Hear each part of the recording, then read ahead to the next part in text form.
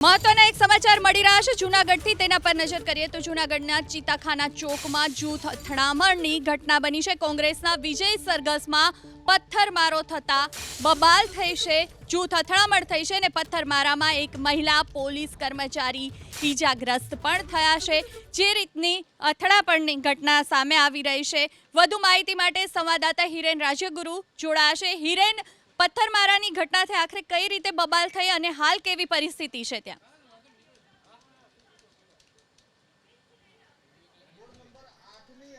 કોંગ્રેસના તમામ 4 ઉમેદવારો જીત્યા હતા અને ઉમેદવારો જીતી અને વોર્ડ નંબર 8 માં આવતા ચીતાખાના ચોક પાસે તેમનું વિજય સરઘસ નીકળી રહ્યું હતું। ત્યારે આમ આદમી પાર્ટી અને કોંગ્રેસના કાર્યકરો વચ્ચે પહેલા નારેબાજી થઈ હતી, સામસામે નારેબાજી બાદ હાથાપાઈ થઈ હતી અને મામલો પથ્થરમારામાં પરિણમ્યો હતો। આ પથ્થરમારાની ઘટનામાં અંદાજિત 5 જેટલા લોકો ઘાયલ થયા છે, ઈજાગ્રસ્ત થયા છે અને તેની અંદર એક મહિલા કોન્સ્ટેબલનો પણ સમાવેશ થાય છે।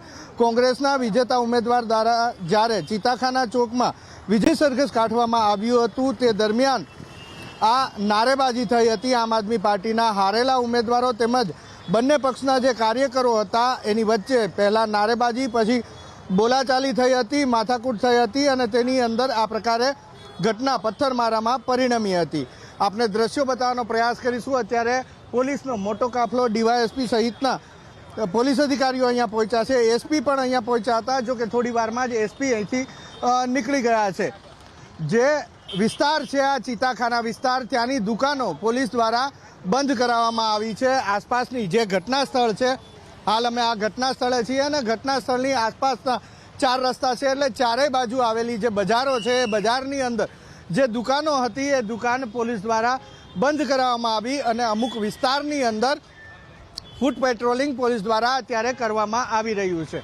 પ્રાથમિક માહિતી પોલીસ પાસેથી મળી રહી છે એ પ્રમાણે હાલ પરિસ્થિતિ ઉપર કાબુ મેળવી લેવામાં આવ્યો છે। એમ છતાં પણ આ સંવેદનશીલ વિસ્તાર છે, જેને લઈ અને પોલીસ સતર્કતાના ભાગરૂપે મોટો કાફલો અહીંયા ગોઠવાયો છે। ડીવાયએસપી પોતે પણ અહીંયા ગોઠવાયા છે।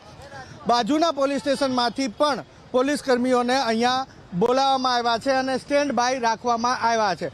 સમગ્ર ઘટના બાદ જ્યારે પોલીસ અહીંયા પહોંચી ત્યારે પોલીસે 3 લોકોની અટકાયત કરી છે। પ્રાથમિક માહિતી મળી રહી છે એ પ્રમાણે રજાકના 3 ભાઈઓને પોલીસે અત્યારે રાઉન્ડ અપ કર્યા હોવાની માહિતી પણ મળી રહી છે। આ ઉપરાંત અન્ય કોણ લોકો આ ઘટનાની અંદર સામેલ હતા અને કેવી રીતે સમગ્ર ઘટના બની હતી તે અંગેની તપાસ પોલીસ કરી રહી છે અને જે શકમંદો છે અથવા તો જેના દ્વારા આ પથ્થરમારાની ઘટનામાં પથ્થર મારવામાં આવ્યા છે કે પછી મારામારી કરવામાં આવી છે, તમામ લોકોને રાઉન્ડ અપ કરવામાં આવશે અને એની પ્રક્રિયા હાલ ચાલુ છે। જો કે આ જે દ્રશ્ય જોઈ રહ્યા છો ચીતાખાના વિસ્તારના દ્રશ્યો કે જ્યાં આ ઘટના બની હતી, ત્યાં વધારે આ ઘટના બાદના કોઈ પડઘા ન પડે અને પરિસ્થિતિ વધારે બગડે નહીં એ માટે થઈ અને પોલીસનો મોટો કાફલો અહીંયા સ્ટેન્ડ બાય રાખવામાં આવ્યો છે। કેટલાક વિસ્તારની અંદર ફૂટ પેટ્રોલિંગ ચાલી રહ્યું છે।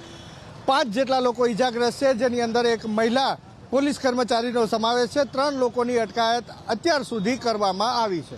જી આભાર હિરેન, સમગ્ર માહિતી માટે આગળ પણ આપની પાસેથી અપડેટ લેતા રહીશું। જે જૂનાગઢમાં પથ્થરમારાની ઘટના થઈ છે તેને લઈને